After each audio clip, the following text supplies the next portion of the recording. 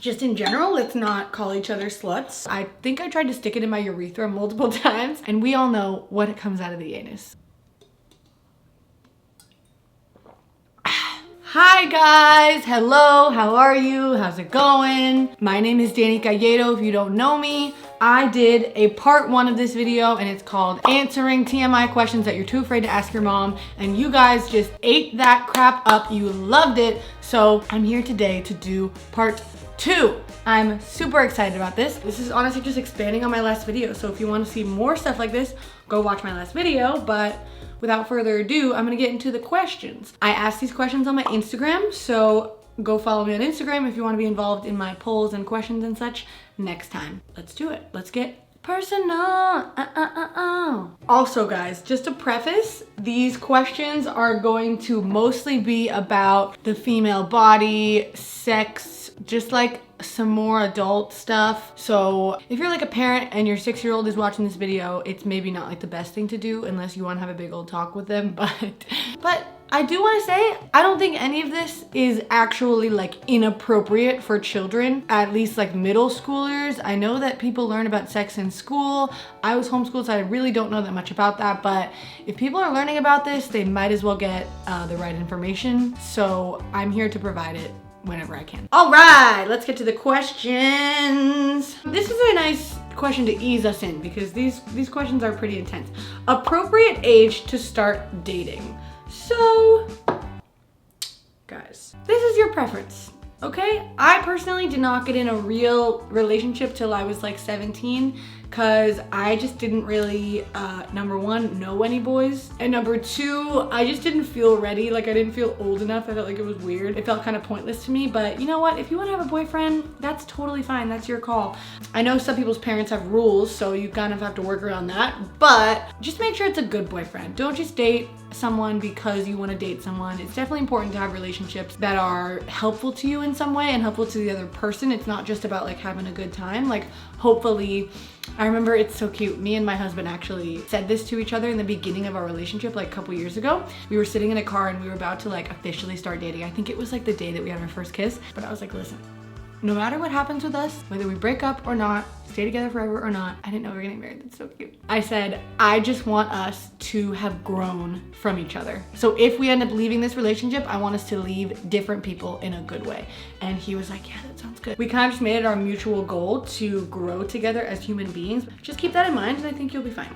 Okay, I got a couple questions about tampons. I know this would have been very helpful to me as a child because when I got my period when I was like 12 or something, I don't remember how old I was, then I was so confused. I didn't talk to my mom about it. I didn't talk to my sisters about it. And I just like read the little packaging on the box and I didn't even know like what a vagina was or like the fact that I had 2 holes. I think I tried to stick it in my urethra multiple times. I was so confused and scared, but I was also so excited to use tampons. Like I did not want to use pads. I was like, I want to use tampons. So I figured it out myself, but here I am, your guru, your guide to all things vagina related. Let me just give you a quick guide, okay? For anyone watching who doesn't know their vagina, who's never used a tampon, is scared to use a tampon, or is about to get their period and wants to be equipped with knowledge. Number 1, as I said before, you have 2 holes. Actually, you have 3 holes. Your butt hole, your vagina hole, and your pee hole. To be specific, it's called your anus, your vagina, and your urethra. You got 3 holes, okay? The urethra is where the pee comes out. You don't really need to worry about that hole. Your vagina is where the tampon goes in and where the blood will come out. And we all know what comes out of the anus, okay? If you have one with an applicator, I would highly recommend using those, especially if it's your first time. I also would highly recommend a plastic applicator. Now, I don't vouch for tampons because I stopped using tampons because they're very wasteful. I actually use a menstrual cup now. So if you guys want to get a menstrual cup, I definitely recommend looking into that. I actually have an entire video on how to use a menstrual cup. In my opinion, it's way better than a tampon, but if tampon's all you have, let's continue.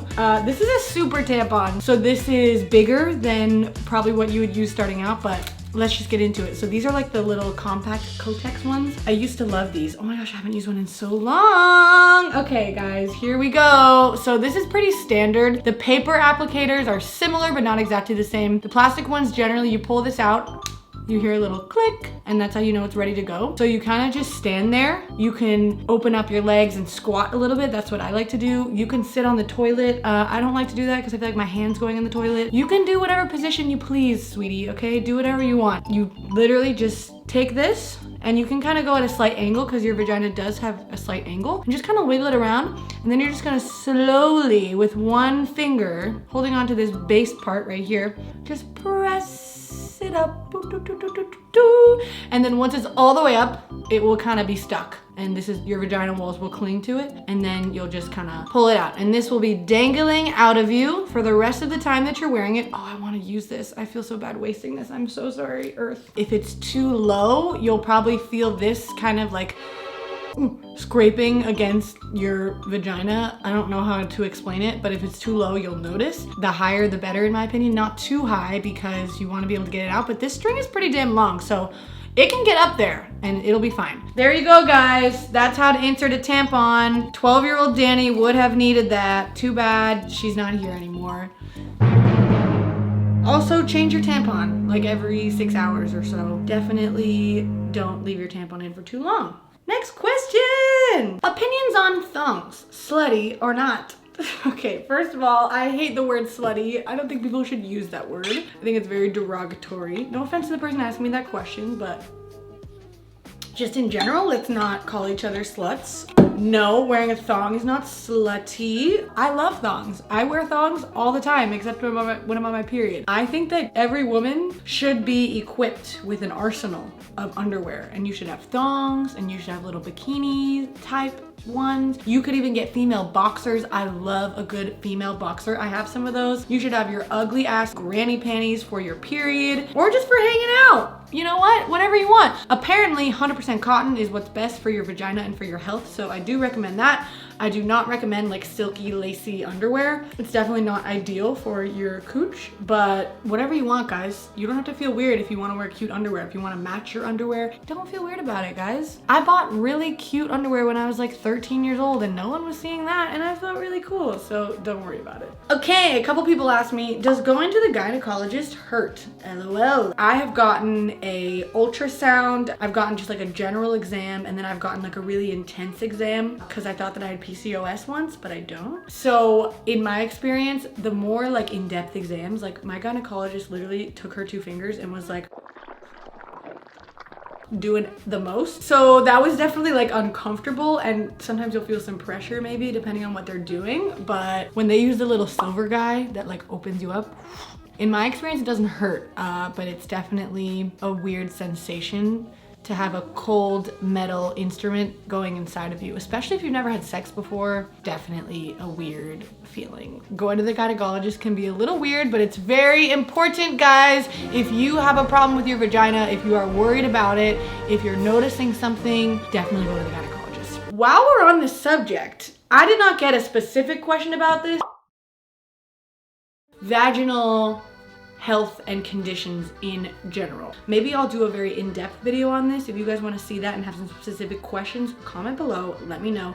But I just want to touch on really quick, if you guys notice something is funky, something is up, please see a doctor. If you're too nervous to tell your mom, just be like, hey mom, I'm having some problems but I'm not really comfortable talking about it. Can I like call the doctor by myself, like not with you around? Thank you. If you're having a problem, please, please, please, please, please don't let it go unnoticed just because you are nervous about it. So some of these problems could be infections such as BV or yeast infections or urinary tract infections. There can be itching, there can be a stank, there can be weird periods or uneven cycles or super intense periods that are like really unbearable. So if you notice a stank, if you notice something is off, something is not what it normally is, if it just smells a little bit rancid down there, there's probably something going on. Additionally, if your discharge takes a turn for the worst, if you just see some discharge that you don't normally see, that can also be a sign of something happening. If your discharge changes color randomly, if it changes texture, if it gets very thick, or you're producing a lot of discharge. Also, alternatively, if you're experiencing dryness all the time down there, making you itchy or uncomfortable, go see a doctor. Okay, guys? Next question is just about birth control. So a lot of people ask me, should I use birth control? What birth control should I use? What form of contraception should I use? Birth control is very important, okay? Whatever your opinion is on having sex, it doesn't matter. If you are a sexually active person, you need to be protecting yourself, because infections are a very real, very easily transmittable thing, and pregnancy is a very real thing. Let's just go over the options. You have the pill. I was on the pill for like 6 months, maybe. I got on that through Planned Parenthood. I got free birth control through them, or maybe it was like $30 or something. It was really affordable. It was awesome. I didn't really like being on the pill because I didn't feel comfortable with like hormones being changed in my body. It just felt really weird to me. So I don't use that anymore. I'm not really gonna go into what I do now because it's kind of personal, but for you guys, you can go on the pill. Plenty of people are on the pill. I know that the pill is actually very, very helpful for people with really intense periods, with acne, hormonal acne, with severe cramping. It's definitely something that's kind of scary to try, but guys, doctors have been researching this for a very long time. We've been using this for a very long time. There's wide amounts of information and different brands and types that can be recommended to you. You just need to talk to a professional. If you are on the pill, you have to take it at the same time every day. The only problem I had with that was that sometimes I would miss taking it. Like I would forget, because I'm a very forgetful person. And then I would vomit because I took 2 of them too close together. Do not take 2 of them at the same time or too close together. Okay, I don't know much about the other options, so I'm not gonna go into it too in depth, but there's also IUD, there's also a birth control patch, there are little like rings, the Nuva ring or something like that, but those are very useful for some people. So definitely look into those if you have the facilities for that, big man. The last option, and the one that is the least, I think it's the least effective, is condoms. Definitely always use a condom, even if you're on birth control, if you're not married, if you're not in a very long-term relationship, if you're just like having sex with someone, please use a condom, especially if you don't know where they've been, because condoms are pretty much your only help against STIs. Definitely use a condom, even if you're on birth control, because it's not just about getting pregnant, it's also about protecting your vagina, because you don't know what's going on with whatever's going inside of you. So just like protect yourself. If you're not having straight sex, I'm sorry, I can't give the best advice on this because I don't know that much about it, but I know that there are female condoms which people recommend using. Just in general, make sure your partner doesn't have any diseases before you go into that, and make sure you don't have any diseases. If you are someone who is regularly having sex with people, please get checked for STDs, STIs. Make sure you don't have it. There's nothing to be ashamed of. I've been checked for STDs. For me, at least in Tennessee, it was completely free to go to the county health department and get free STD testing. And I think Planned Parenthood has it as well. So you don't want to be giving something to anyone, and you don't want anyone to give anything to you. There is also the pull-out method, which I don't recommend unless you understand that there's a pretty big chance that you could get pregnant. Okay, the pull-out method, for anyone who doesn't know, is essentially, the idea is if you remove the liquid from your body before it comes out, then you won't get pregnant. You can't always control that, so I would not trust a man, ever, if he says, oh, I'll pull out, or I promise I'll pull out. No, you can't do that, okay? Just don't do it, okay? It's not a good idea. It's not effective, especially if you are not married or if you do not want to have kids. Do not use that method. That is how people get pregnant. Let's move on from birth control. The general thing is just protect yourself, okay? Use something to prevent babies and also something to prevent disease. Ooh, good question. Someone said, what are Brazilian waxes like? And what do you wear to them? Okay guys, I've gotten waxed a couple times in my life. Number 1, do not go to European Wax Center, okay? That was the worst experience of my entire life, and people had similar experiences. I don't know why I went there in the first place. It was horrible. The other times that I went, I switched to a new place that was actually a Brazilian wax place, and they specialize in Brazilian wax, and that was just the best experience. So please do your research. Don't just go to any place. It's very painful, but if you have a good wax person, it's not that long. Hopefully they're nice to you, and it's worth it if you want that like super smooth feeling and look, because it definitely gets the job done. Like better than anything I've ever experienced, better than shaving, way better than anything like that. It's just 10 out of 10 if you want to remove your hair down there. It just hurts, but it only hurts for a little bit and then you're hairless for a long time, so it's worth it. And also I've heard that the more you do it, the less painful it is. I always just wore like sweatpants and no underwear because I didn't like having to put underwear back on right after unless it was very comfortable underwear, because you're gonna have to get butt naked from the waist down on the table. Obviously they have to get to your vagina. So I always just wore like sweatpants. That was like the most comfortable thing. And I also did not do anything right after, guys. I would not recommend like going out and doing anything because you're gonna be very red and probably swollen and in pain for a little bit. Not like a whole day or anything, but like a few hours. Sorry, I keep crashing your video. You want cheeseburgers tonight? Okay, my next question is it okay if I want to wear bikinis or crop tops even though I'm a Christian? Is that wrong? And honestly, guys, this isn't really just a Christian issue. It's kind of just a woman issue in general. If you are a girl, I'm sure you have heard the term in your life, modest is hottest. You've been told to cover yourself so that boys aren't distracted or so that boys don't lust after you. Just the whole spiel that women get early on in life. For me, I did not wear a crop top. I didn't wear a bikini. I didn't really do any of that until very recently.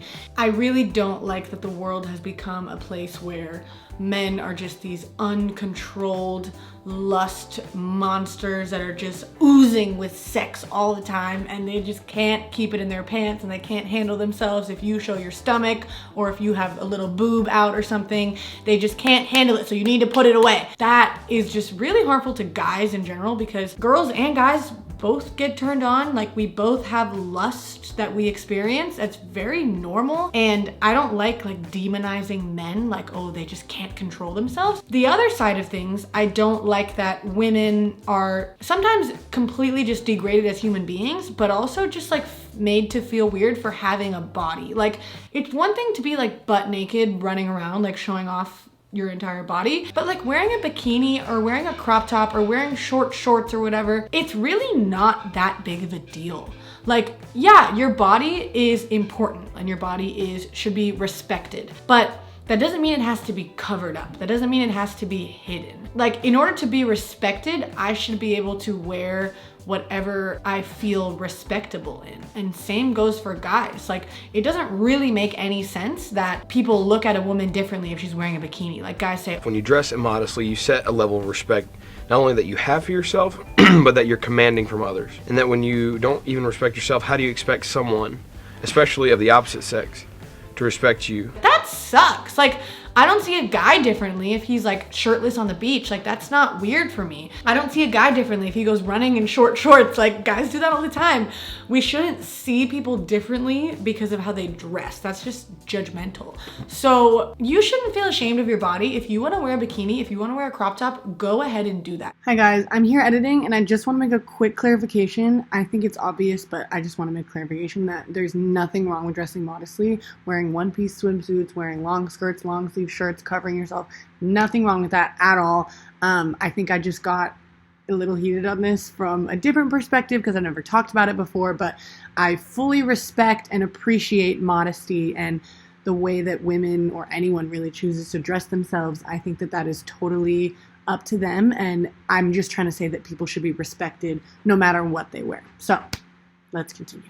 We have completely over-sexualized bodies just in general, like stomachs, like this. When did this become so sexual? Again, it's not to say they're not valuable, because your body can still be very valuable. You can still have complete power over your body and show it off, or not even show it off, just wear something comfortable. Like, just because I'm wearing a crop top doesn't mean I'm trying to show off my body, or just because I'm wearing a bikini doesn't mean I'm trying to be sexy. Like, it could just mean I want to wear that, or I like how it looks on me, or I feel comfortable in it, or it's just a nice thing to wear because it's hot outside. There can be a myriad of reasons why people dress the way they do, so we don't need to be, especially as Christians, we don't need to be judgmental over what someone wears. So I'm gonna end it there, because if I go on forever, I will talk about this for hours, because the whole modesty thing is something I've experienced my entire life. I just have felt the weight of that my entire life, and I'm kind of finally letting it off of me. But it's not a crime to have a body, and men can control themselves. I promise you that. If a guy can't control himself, then maybe he just shouldn't be talking to you. Okay guys, that will be all for today. I still want to do another video on this. I still feel like I have more to say, but I think I've answered enough questions today. If you guys have any further questions or comments of your own or advice of your own, feel free to leave that in the comments because I love having my comments as a little discussion for everyone. And we just have a good time on this channel. So make sure you subscribe and join this little group we have going on. That's so awesome. I love everyone here. I get the sweetest messages all the time on my Instagram, the best comments on my YouTube videos. So join the freaking club and subscribe so you don't miss my videos every Wednesday and Sunday. And also, we're not done yet. Don't miss my videos with my husband on our channel. It's called Dani and Emmyn. We post twice a week as well. And you thought I was done. Hold on. My husband has a channel too, and it's amazing. He makes cooking videos. He makes funny videos. He's just an icon, truly. He's a living legend. So check out my husband's channel as well. Okay, now that you've subscribed to all 3 channels, you've officially joined the club. Welcome. And guys, I really appreciate you guys giving me the chance to give you some guidance and advice. And I love you guys. So I'll see you in the next video. Goodbye.